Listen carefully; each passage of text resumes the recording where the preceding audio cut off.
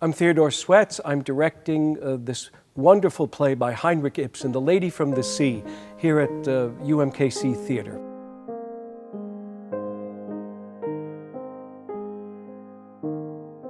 It is an incredible privilege to jump in and struggle with this great playwright.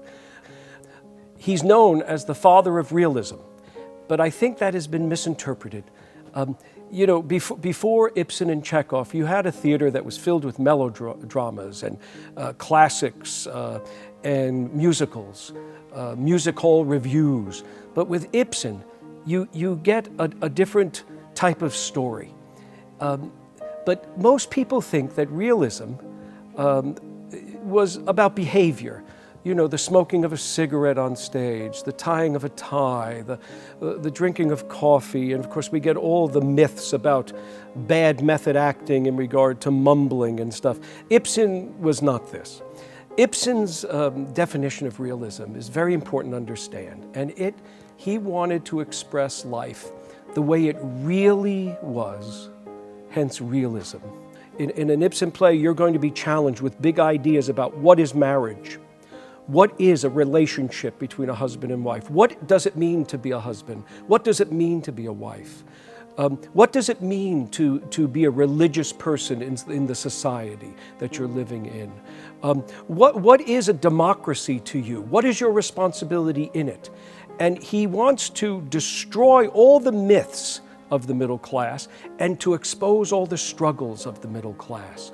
So here in The Lady from the Sea, he has isolated an idea of being obsessed in a relationship that does not allow you to truly be married to the man you are married to now. This is a huge play that is on par, I think, with the best of Chekhov and even with the best of Shakespeare, dealing with what is a family?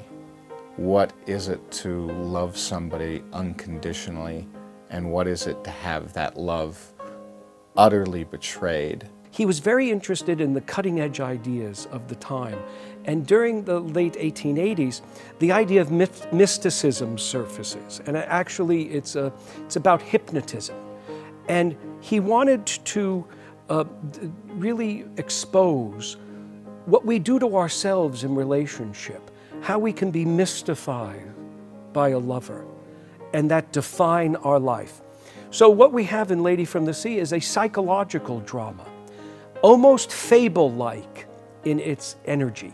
And we're trying to find how to tell the fable of the Lady from the Sea. During this process, I've come to understand just how hard it is to do his work, because it is an intimate thing. And although we, being in 2012 and we have understanding of what reality is, this is somewhat reality and symbolic at the same time. It's not just that hard slice of life realism. It's more out there. It's more dreamlike. It's more magical, mystical.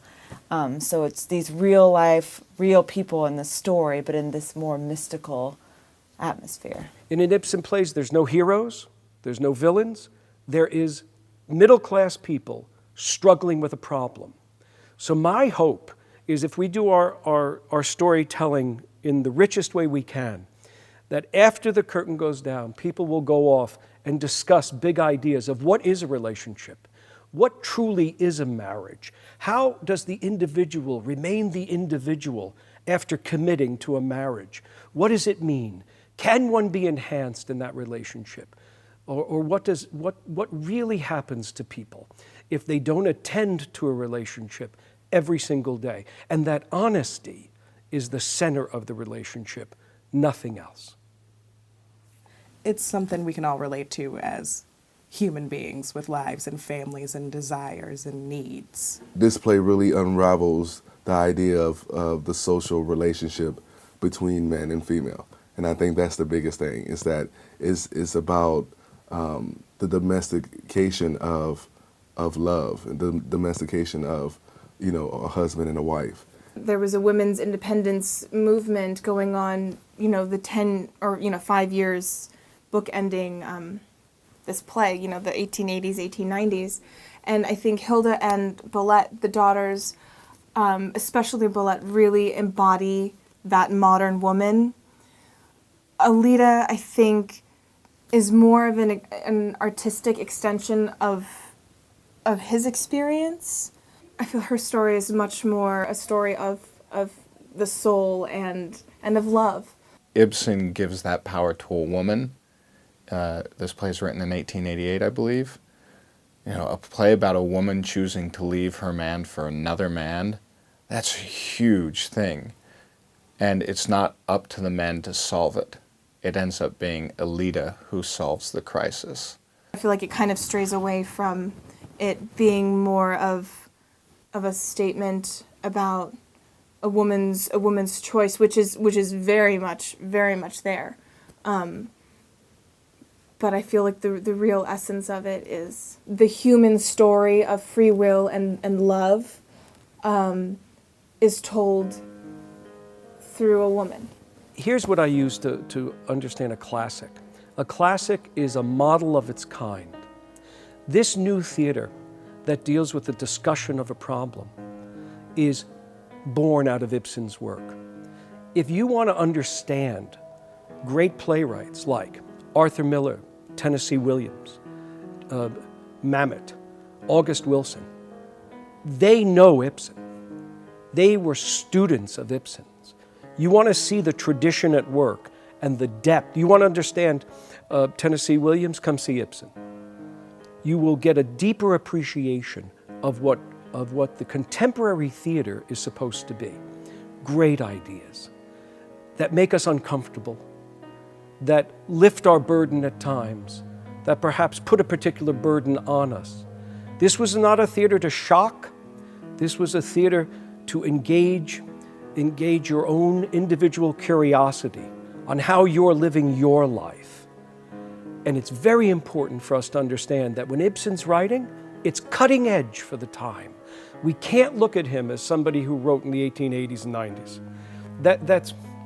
That's pedestrian. We shouldn't be pedestrian at all. This is an opportunity to see the beginning of contemporary theater and to understand that this man forged a new way of storytelling. It's definitely brought me outside of my comfort zone, my vulnerable zone, and my just feeling.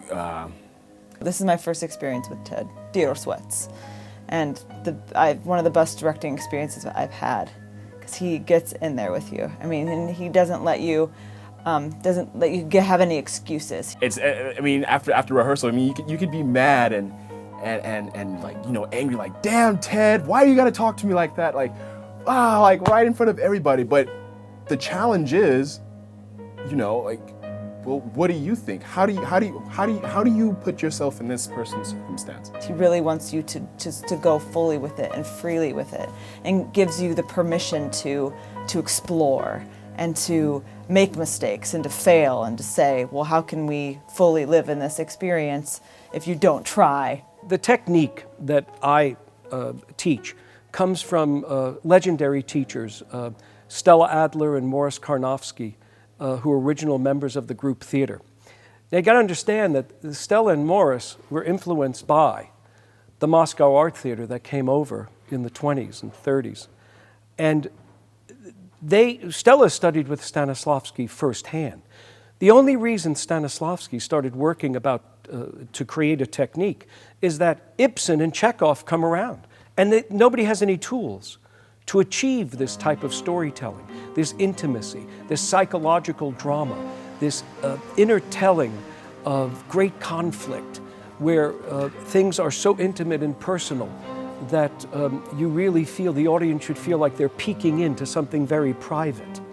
So I come from that tradition. I have tools by these legendary teachers that were formed by Stanislavski, and my teachers filtered them through their own talent and came up with their own technique. Ladies and gentlemen, tourists of all ages. And so in the studio, when we have class, we're talking about these great creative ideas.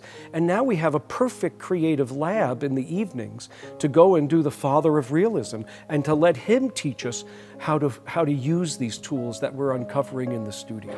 It could not be more thrilling.